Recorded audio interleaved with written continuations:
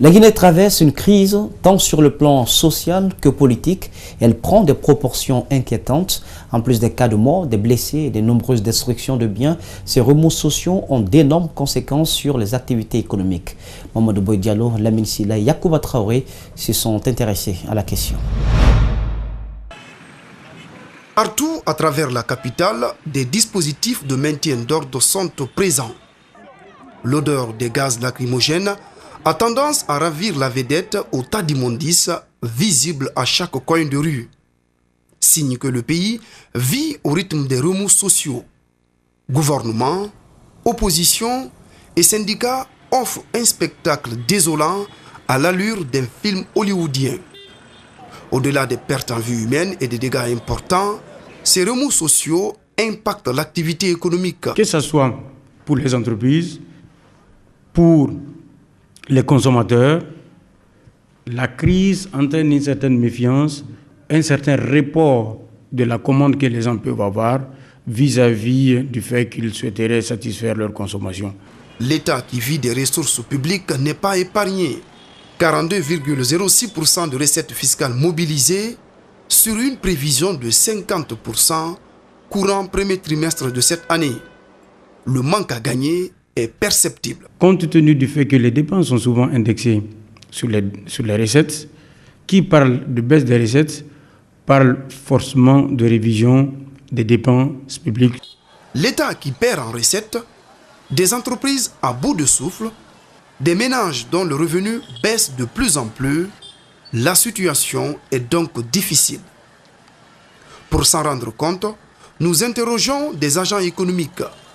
Moussa Keta, la trentaine révolue, évolue dans le commerce des occasions Bruxelles depuis quelques années. Ses comptes sont au rouge, il se plaint de la chute des ventes. Si à l'occasion, les clients viennent 2 fois par jour, on peut revendre 2 ou 3 matelas.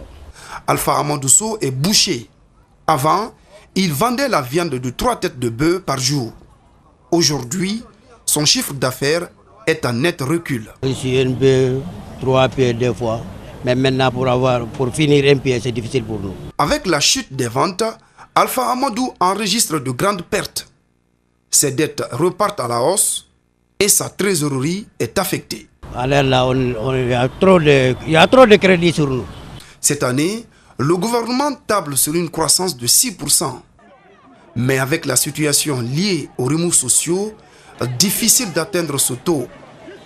Alors, comment relancer l'activité économique, créer la croissance et rétablir les indicateurs macroéconomiques?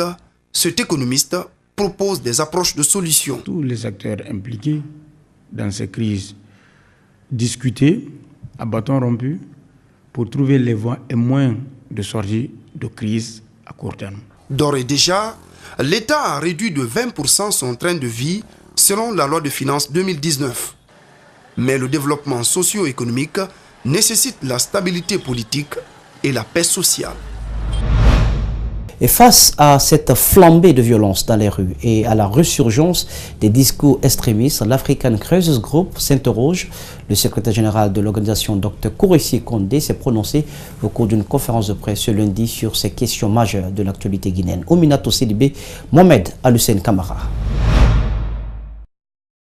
Cette sortie médiatique du Dr Kourissi Kondé est consécutive aux manifestations et tueries enregistrées ces derniers temps à Conakry.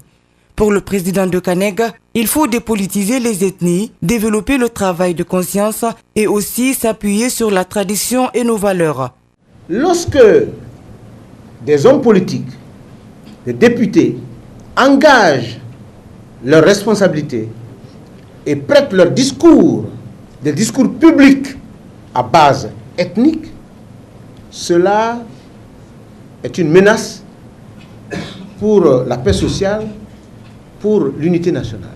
Dr Kourissi déplore le fait que certains citoyens utilisent les propos qui incitent la population à la division.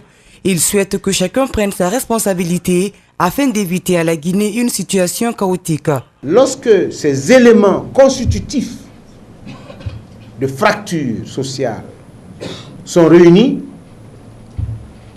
il est important que l'on sache que ce n'est plus seulement la responsabilité du gouvernement, de l'État qui est engagé, mais c'est aussi et surtout la responsabilité de l'ensemble des citoyens. Le représentant d'African Crisis Group en appelle à un rassemblement, mais aussi au sens de la responsabilité, de la dignité pour éviter à la Guinée une fracture sociale. J'en appelle à un rassemblement pour la paix. Il ne s'agit pas de dire cessez pour que ça cesse. Il s'agit de se comporter conséquemment. Le président de la Convention des acteurs non étatiques réaffirme sa détermination à œuvrer auprès de tous les acteurs pour préserver le pays de tout danger. Mokhtar Ba, le correspondant de RFI, a répondu ce lundi à la convocation de la Haute Autorité de la Communication, en abrégé HAC, une convocation qui fait suite à son reportage sur la mort de 2 jeunes manifestants à Wanindara dans la commune de Khatoma. Le journaliste, vous le verrez, n'a pas manqué d'arguments. Al-Seni Bari, El Haj Aloubar. L'audition du correspondant de RFI en Guinée a duré qu'1 heure. Les questions, selon Mokhtar Ba, ont tourné sur son reportage fait à Wanindara, portant sur la mort de 2 jeunes. D'abord, il y a une convocation du ministère de la Défense contre Mokhtar Ba et RFI. Que mon papier passait sur l'armée, où j'ai dit que, selon des témoins, selon les proches des victimes, que des bérets rouges sont venus sur une moto et tiré sur les manifestants. Pas des manifestants, des gens qui étaient devant leur porte, qui attendaient de traverser pour aller regarder des matchs de football. Quand j'ai dit ça, que je n'ai pas équilibré mon papier.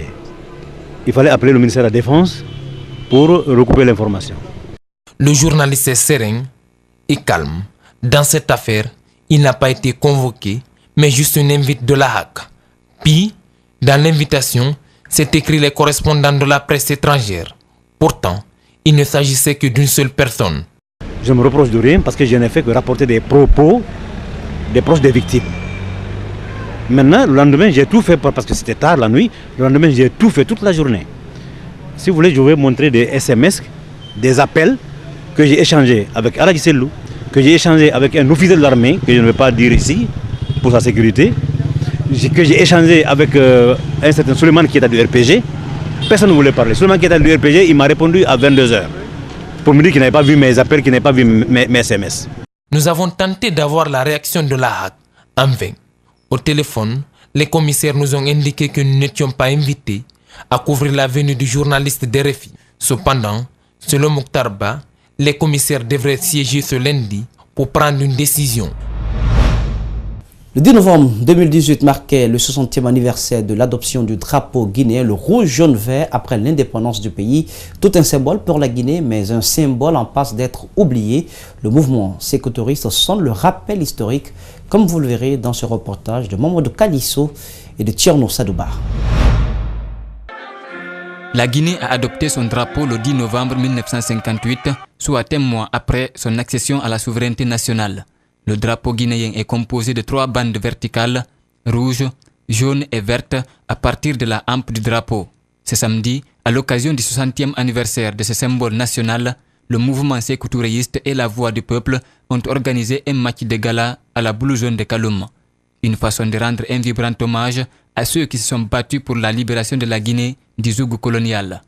Le 10 novembre est un grand jour, est une grande date. On ne peut pas dire qu'on aime le pays, on ne peut pas dire qu'on est patriote si on n'aime pas le drapeau national.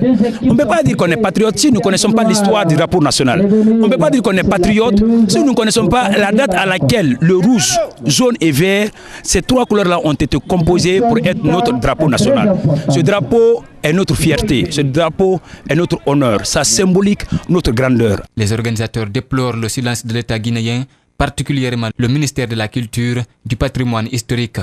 La Guinée est secouée actuellement par des crises sociopolitiques.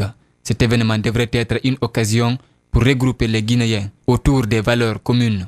Et aujourd'hui, nous célébrons cette date historique et comme d'autres dates historiques pour en réalité montrer aux uns et aux autres que la Guinée est une famille, que la Guinée a besoin de travailler, que la Guinée a besoin de solidarité, que la Guinée a besoin en réalité d'être unie avant tout. Les initiateurs de cet événement invitent les Guinéens à œuvrer ensemble pour une cohésion sociale. Je pense que c'est deux poumons dans un même corps, parce que le peuple de Guinée, que ce soit l'Afrique et le monde entier, a vu le 28 septembre 2018, le mouvement Sékou Touréisme a fait vibrer tout le pays pour l'adoption du 60 fois non. Nous avons célébré avec fierté, nous avons réitéré que le non qu'on a dit en 58, que nous l'avons assumé. Le drapeau sera désormais célébré chaque année, ainsi que plusieurs autres symboles ont promis les ONG à l'origine de cette initiative.